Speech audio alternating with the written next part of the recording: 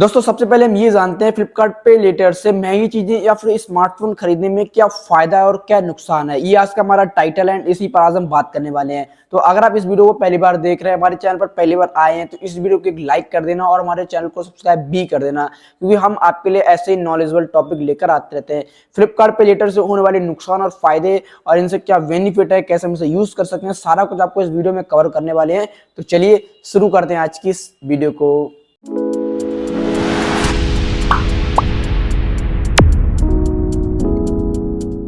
फायदा क्या है, सबसे पहले ये जानते हैं। मान लो अगर आपने फ्लिपकार्ट पे लेटर के लिए अप्लाई किया है तो आपको वहां पर 20,000 30,000 के ऐसे शुरुआत पे लेटर ऑप्शन देखने को मिल जाएगा। अगर आपकी क्रेडिट स्कोर अच्छा है तो आपको 70,000 रुपए तक का पे लेटर मिल सकता है। तो 70,000 रुपए का अगर आपको पे लेटर मिला तो उसमें 50,000 या फिर 60,000 या फिर पूरा 70,000 का आप EMI भी करा सकते हैं।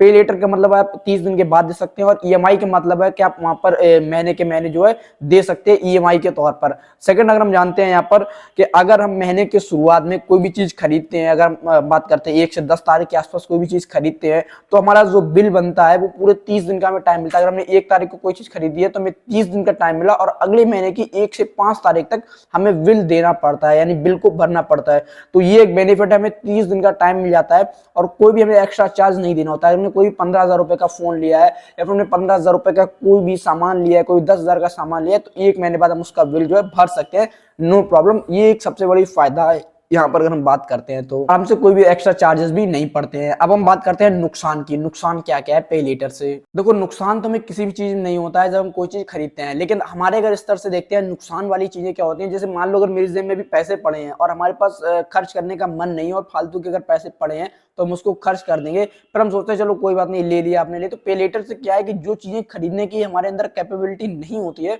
तो पे लेटर से 70,000 रुपए का पे लेटर, तो मुझे ऐसा लगता है वो 70,000 रुपए मेरे हैं और हम उस चीज को परचेस कर लेते हैं, तो हमको बाद में देना पड़ता है बिल, जिसके लिए हमें करनी पड़ती है बहुत ज्यादा मेहनत। तो पे लेटर से सबसे पहले नुकसान तो ये है कि पे लेटर आपकी जेब में पैसे डाल देता है उधार खर्च करने के लिए, बाद में हमको उधार चुकाना पड़ता है।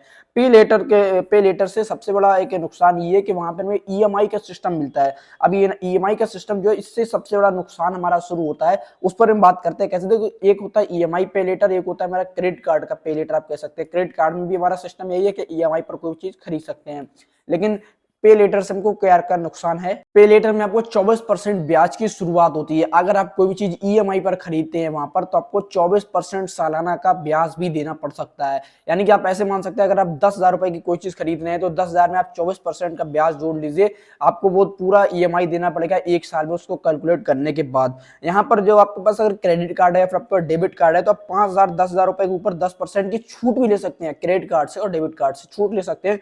और फ्लिपकार्ट पे लेटर में क्या होता है कि 24% का ब्याज भी पड़ता है, और अगर वही मोबाइल हम खरीद रहे हैं क्रेडिट कार्ड से तो 10% की छूट है, लेकिन पे लेटर में वो 10% की छूट भी चली जाती है। यानी अगर हम कोई 10,000 वाला प्रोडक्ट ले रहे हैं तो 9,000 रुपए का वो मुझे पड़ा जाकर क्रेडिट कार्ड से, और अगर पे लेटर से ले रहे हैं तो पे लेटर पे वो मुझे फोन पड़ेगा जाकर 24% ब्याज जोड़कर 12,400 रुपए का। और 12,400 रुपए ये EMI अगर कैलकुलेट करेंगे 6 महीने में या फिर 1 साल में, जो भी कैलकुलेट 1,000 1200 रुपए या फिर 2,500 रुपए जो भी निकल कर आती है, वो हमको वहां पर भरनी पड़ेगी। तो ये एक नुकसान है। और वही अगर हम लेते हैं क्रेडिट कार्ड से तो 9,000 रुपए का मिल जाएगा, साथ में EMI भी वहां पर कर सकते हैं। अगर EMI पर छूट नहीं होगी तो फिर भी आपको 10,000 का ही पड़ेगा, या फिर अगर आप 1 महीने या फिर 2 महीने बाद जो 45 दिन बाद बिल देना पड़ता है, तो वहां पर आप 9,000 का भी कुछ चीज खरीद सकते हैं।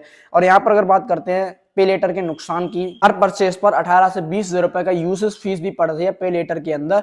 और अगर आपने टाइम से जमा नहीं किया तो क्रेडिट का आपकी सिविल तो खराब होने वाली ही है, और क्योंकि ब्याज भी आपसे ज्यादा पड़ता है, तो यहाँ पर मुझे ऐसा नुकसान देखने में लगता है। तो अगर आप इस वीडियो से आपको कुछ भी नॉलेज मिली हो तो आप इस वीडियो को लाइक कर सकते हैं। और आपको पता है पे लेटर कब यूज करना है। अगर हम कोई ऐसी चीज खरीद रहे हैं लाइक जिसका प्राइस वहां पर बहुत ज्यादा कम है या सेल चल रही है, प्राइस बहुत ज्यादा ड्रॉप हुआ है, तो वहां पर हम पे लेटर से खरीद सकते हैं।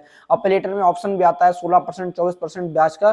तो आप अगर देख लेना अपने हिसाब से, अगर आप लंबी EMI बनवाना चाहते हैं कम रेट में, तो आप 24% का ब्याज सालाना दे सकते हैं और चीज को परचेस कर सकते हैं। लेकिन अगर कोई ऐसी चीज है जिसका प्राइस मार्केट में भी उतना ही है और वैसे भी उतना ही है, तो आपको पे लेटर से खरीदने में कोई भी मजा नहीं आएगा, क्योंकि बहुत ज्यादा पैसे पड़ जाते हैं। अगर 18-19 हजार का कोई फोन है तो आपको उसके 22-23 हजार रुपए पड़ेंगे, साथ में प्रोसेसिंग फीस भी पड़ने वाली है, यूसेज फीस भी आपसे पड़ेगी, और कुछ भी अगर आपने लेट किया तो पेमेंट चार्ज भी आपसे कटने लगेगा। तो इस चीज का आपको बहुत ध्यान रखना है, तभी आपको फ्लिपकार्ट पे लेटर से सामान खरीदना है। सो थैंक यू, आज के लिए इतना ही। मिलते हैं आपसे अगले नए नेक्स्ट वीडियो में, तब तक के लिए बाय बाय।